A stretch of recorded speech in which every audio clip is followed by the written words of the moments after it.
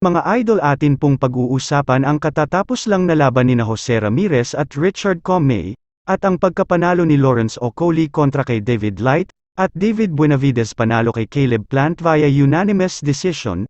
Pero bago ang lahat ay maligayang pagbabalik sa aking channel mga idol, tara pag-uusapan na natin.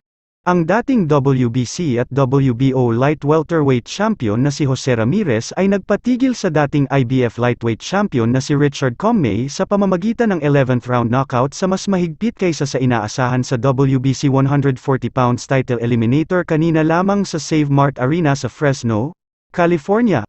Sa unang knockdown sa ika-11, pinalo ni Ramirez si Commey ng isang maikling kanang uppercut sa loob kaya labis na nasaktan. At pagkatapos ay sinundan niya ng isang kaliwang kamay na mga rabbit punches na nagpabagsak sa kanya. Matapos makabangon muli ni Commey, inihagis siya ni Ramirez sa canvas gamit ang isang profesional na wrestling move. Binalaan ng referee si Ramirez pagkatapos nito, sa ikalawang knockdown, tumama si Ramirez ng kaliwa sa katawan na nagresulta sa pagluhod ni Commey at binilangan uli siya ng referee. Ang laban na ito ay magpapakita kung ang 30 taong gulang na si Ramirez ay may natitira pa pagkatapos ng isang taon na hindi aktibo at walang kinang napagganap sa kanyang huling 3 paligsahan.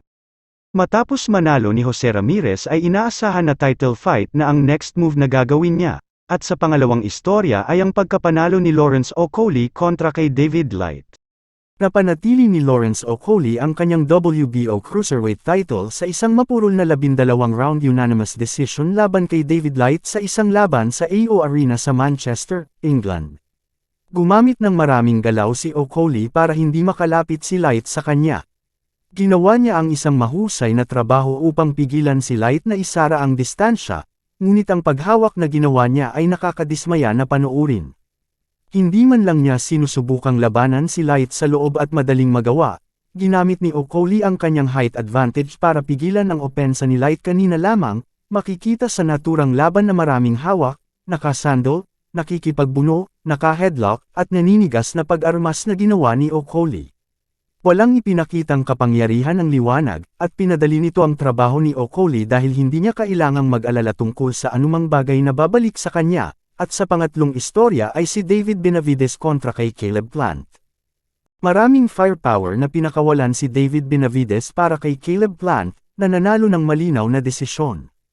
Nagtuos na sina David Benavidez at Caleb Plant sa kanilang laban kanina, kung saan malinaw na tinalo ni Benavidez si Plant sa loob ng 12 round via unanimous decision sa Las Vegas. Si Benavidez ay nanatiling walang talo, nagsimula ng medyo mabagal sa early rounds, ngunit hinampas si Plant mula sa ika-7 round upang kunin ang laban at ibigay sa sarili ang nararapat na tagumpay.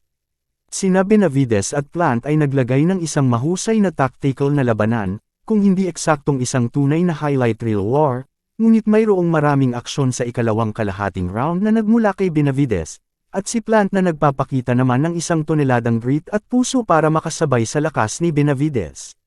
Isa rin itong laban kung saan ang referee na si Kenny Bayless, isang veterano, ay mapupuna ng husto para sa isang performance na nakita kay Plant na hayagang humawak ng napakadalas, at ilang kakaibang timing kung kailan sisirain ni Bayless ang aksyon at kung kailan hindi niya gagawin. Ngunit sa huli, si Benavidez lang ang mas mabigat na manuntok, mas malakas na tao, at mas mahusay na manlalaban sa gabi. Malinaw na sinusubukan ni Plant na pagalitin si Benavidez para lumaban siya ng walang ingat na gumawa ng mga pagkakamali na maaari niyang pakanabangan, na kung ano ang nangyari.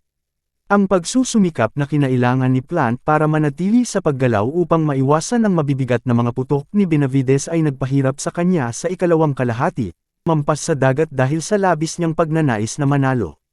Hanggang dito na lang mga idol.